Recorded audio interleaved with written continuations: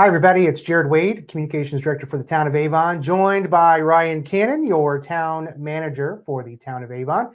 And there's a lot going on today, so we wanted to take a brief moment and give you a recap of the Town Council meeting that happened last night. There was a lot, but it was a lot of little things, a lot of real quick things that happened. Ryan, can you give us the brief overview of what happened? And if you want to get some more information, if you want to find out more details about everything that happened in the meeting, you can always watch past meetings. They're available on YouTube, on our website, on Facebook. Really make it as easy and convenient as possible for you to watch it. You can always go back to those meetings and watch them in their entirety. This is just a very, very fast synopsis and overview of what that meeting had. So Ryan, walk us through Town Council meeting September 22nd. That's right. September 22nd. It was actually a pretty quick meeting. We'd had a couple of really long meetings leading up to this, but it was only about a 40-minute meeting. So, but as Jared said, there were some important things, but not a lot of discussion. I think the first thing, probably the most important thing, was our 2023 budget. We actually held our public hearing last night, and then the council had some discussion on it. We had nobody show up from the public, so I hope that means we're doing a great job and that our budget's looking really great for 2023. The council did discuss a couple of issues, but in general, they were pretty happy with it. So this is step 2 of 3. So the next step will be actual adoption of the budget. And so that will be on the town council's October 6th agenda for them to consider and hopefully approve. And since they didn't have a lot of changes on September 22nd, I expect that they'll probably approve the budget at that meeting. So then we had a couple of resolutions as well. One of them's a budget resolution. It's called a levy appeal. And so if the town experiences certain things, growth level, or if we do annexations, we're allowed to actually appeal our budget levy, which means we can actually grow our budget based on those things more than you would typically be able to. And so our financial advisor did recommend that the town council do a levy appeal, and it's for $35,000, and it's a result of annexation. And the town council did approve that resolution. We also had a declaratory resolution on there for a proposed tax abatement for Chicago Industrial, which is building a second building on County Road 100 South. So for those of you who drive up and down 100 South, you may have noticed there is one large industrial building up, and you'll notice that just to the west of it, there's work on another one. And that's going to be a 1,009,000 square foot industrial building. And so they are requesting a tax abatement on that. So the declaratory resolution is the first step in that process. Then it actually gets advertised for a public hearing. And then actually probably the second meeting in October, the town council will actually have that public hearing and then confirm if they want to provide that tax abatement or not. So that's kind of starting that process. Also, we've talked about it a couple other times, but the town is expanding our existing what's called a TIF district. And we're incorporating the new area. Hopefully some of you have heard that we're working with a developer to develop a town center that will just be west here of the Avon Town Hall. And so in order to support that new town center, we have to expand this TIF district to be able to provide some funding to it and do our civic government building that we're proposing to do as well. And so this was actually the last step. It's been kind of going through several steps over the last 2 to 3 months here, and the town council did approve the creation of that allocation area last night. So that's moving forward as well.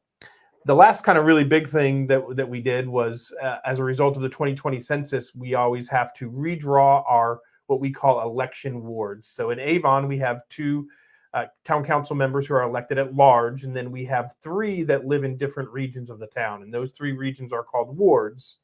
And so those wards have to be balanced, and so when we get new census data, we have to rebalance them. So kudos to Daniel Lorentz, our GIS specialist, who did a fantastic job. He got the 3 districts within 1.9% of each other, which is actually excellent in terms of population numbers.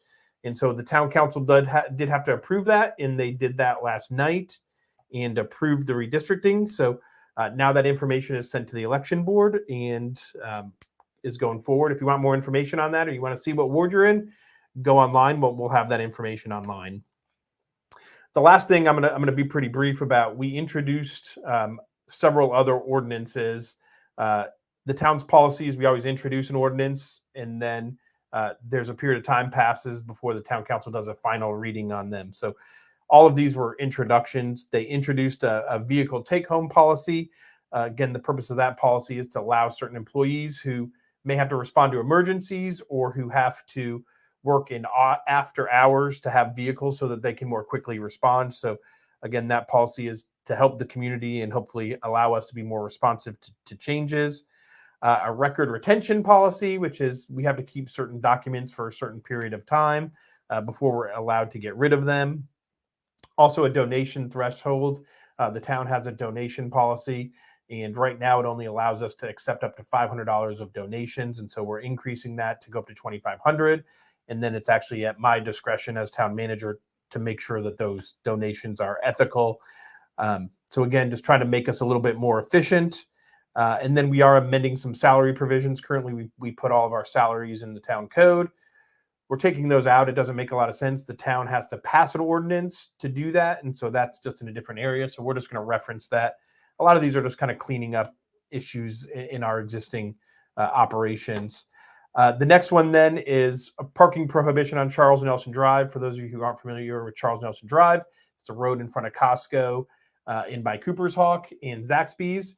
And so that is a public street, and we don't want to allow parking on that street. It has volume has increased significantly as a result of the Costco opening. So that ordinance would prevent parking on Charles Nelson Drive. And then the last one was we did a public hearing for an annexation ordinance and introduced that ordinance. And then there are several other steps. That's kind of the first step in the process for that annexation. And so a couple meetings down the road, we'll revisit that. So that was it. It's a short meeting, 40 minutes, but there was a lot that happened in there. You can always check out our website, avongov.org, to take a look at agendas, past agendas, upcoming agendas, and everything in between. Now, before we get out of here, we try to shoot for about 5 minutes out of respect for your time. We went just a little bit long here. There were a lot of things to cover, which is sometimes that just happens. There was a question about TIF districts. And I don't think we're going to be able to cover the entirety of what a TIF district is right now. That would probably be a great opportunity for Ryan and I to sit down, or maybe even bringing in somebody else, Economic Development Director John Taylor, or even maybe Bill Peoples or somebody like that. But since they're wondering what a TIF district is, Ryan, in like 60 seconds, can you give the Cliff Notes version of what a TIF district is? And then we will work on getting a better, more in-depth explanation set up so that way we can give that education to you. Yeah, it's a little bit of, it's actually an economic development tool that the state legislature has made available to us. And a TIF district, it's a tax increment finance district, but TIF, that's what TIF stands for. And the way it works is you can identify an area where you expect economic development to occur. And if you didn't have that additional funding, if that area economic development wouldn't really happen, you can kind of create this TIF district. And so the way it works is you establish the base assessed value at the time that you create the district. And so underlying tax entities continue to get revenue based on that baseline. But then if the town invests money from that TIF district and the assessed value grows, that TIF district captures the assessed value, the increment that it grows, and then the tax revenue from that capture then goes to our redevelopment commission for them to reinvest in economic development. And so a portion of the school's tax rate, a portion of the county's tax rate, a portion of the library's tax rate all goes towards that. And the idea is that all of us as entities benefit from that economic development.